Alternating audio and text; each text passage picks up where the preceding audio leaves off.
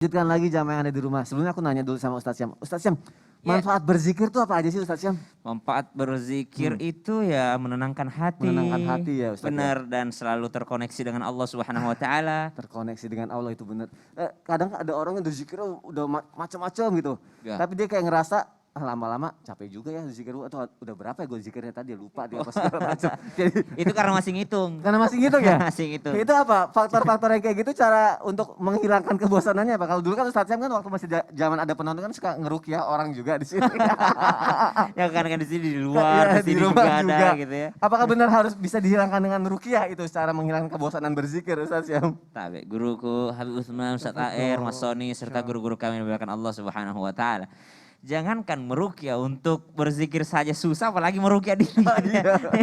Jadi kalau pertanyaannya untuk bisa rajin zikir meruqyah diri ya kan ruqyah itu zikir juga gitu. Jadi sebenarnya ada satu solusi dalam Al-Qur'an yang luar biasa. Ketika Allah katakan tentang melupakan Allah. Jadi orang yang tidak mau berzikir itu berarti dia sedang melupakan Allah. Zikrullah itu artinya mengingat Allah. Berarti kebalikannya adalah melupakan Allah Subhanahu wa taala. Allah tegur orang-orang ini dengan mengatakan ba'da naqul a'udzubillahi minasyaitonirrajim. ولا تكونوا كالذين نسوا الله فأنساهم أنفسهم أولئك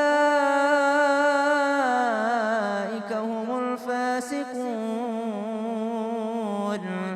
Jangan kalian seperti orang yang lupa kepada Allah sehingga kalian lupa dengan diri kalian sendiri. Atau seperti mereka melupakan diri mereka sendiri. Maka subhanallah, orang yang sehakikatnya lupa kepada Allah itu lupa kepada dirinya sendiri. Sering kami berikan perumpamaan yang dimaksud itu bukan seperti dia lupa namanya, saya siapa ya? Saya anak siapa ya? Bukan itu. Tapi dia lupa kepada dirinya sendiri. Diri kita tuh yang ditunjuk apanya sih sebenarnya? Ternyata yang ditunjuk adalah ruh kita. Kita nih hidup ini bukan hanya jasad, tapi kita juga punya ruh. Nabi Adam alaihissalam ketika selesai diciptakan oleh Allah Subhanahu wa taala, itu enggak langsung malaikat dan yang lain disuruh bersujud kepada Nabi Adam. Tapi fanafakhtu fihi mir ruhi faqa'u lahu sajidin.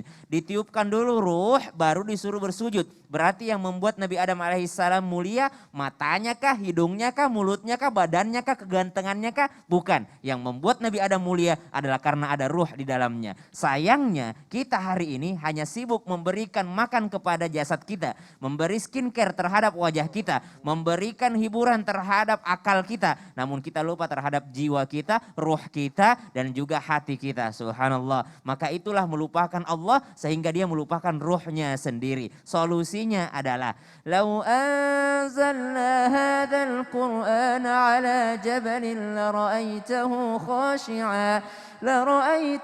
خاشعا متصدعا من خشية الله وتلك الأمثال نضربها للناس لعلهم يتفكرون.